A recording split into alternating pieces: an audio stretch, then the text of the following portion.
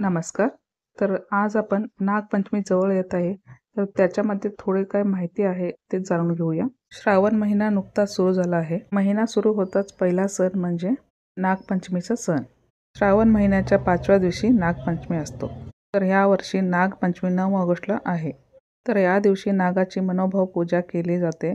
नागदेवताची पूजा केल्याने सर्पदोषापासून मुक्ती मिळते अशी धार्मिक मान्यता आहे. तसेच नाग प्रजातीचे रक्षण करण्यासाठी पण हा दिवस आपण साजरा केले जाते. तर घरामध्ये 2 दिवस आपण साजरा करून घेतो. एक दिवस उपवासी असतो, दुसऱ्या दिवशी नैवेद्य करून नागदेवताचा विसर्जन करून घेतो.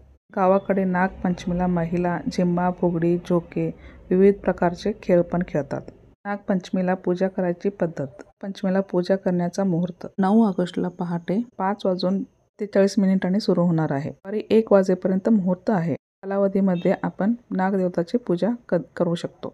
नागपंचमीच्या दिवशी पहाटे लवकर उठून देवी देवताचे ध्यान करून त्या दिवसाची सुरुवात करावी. अंघोळ करून स्वच्छ कपडे परिधान करून देवघराची पूजा वगैरे आवरून शुभ मुहूर्तावर देवघराजवळ नागदेवताची चित्र किंवा ज्योती किंवा मातीपासून बनवलेली नागाची मूर्ती स्थापित करावी. नागदेवताला नमस्कार करून हळद, कुंकू, फुले, अक्षता वाहाव्यात. तुपाचा दिवा लावून आरती करावी व नागदेवताला वाटीभर दुधाचा नैवेद्य अर्पण करावा. जे काही आपण घरामध्ये त्याच्यासाठी नैवेद्य करतो ते देवाला नैवेद्य अर्पण करावा. मला जमेल तर त्या दिवशी देवाचा उपासना करून देवाची प्रार्थना करावी. पंचमीला या गोष्टी करणे अशुभ मानले जाते. पंचमीला सापांना त्रास होईल असे कोणतेही कृत्य करू नये. धार्मिक मान्यतेनुसार नागपंचमीला लोखंडी कढई किंवा तूप वापरू नये. यामुळे सर्पदेवाला त्रास होते असे मानले जाते.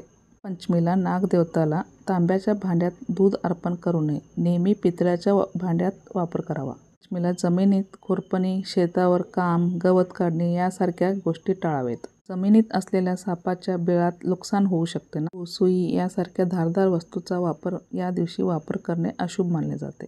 हे सगळे आपण टाळून नागदेवताची पूजा करून आशीर्वाद घेऊया. माहिती दिलेले आपल्याला आवडले असेल तर लाईक, शेअर आणि सबस्क्राईब करा.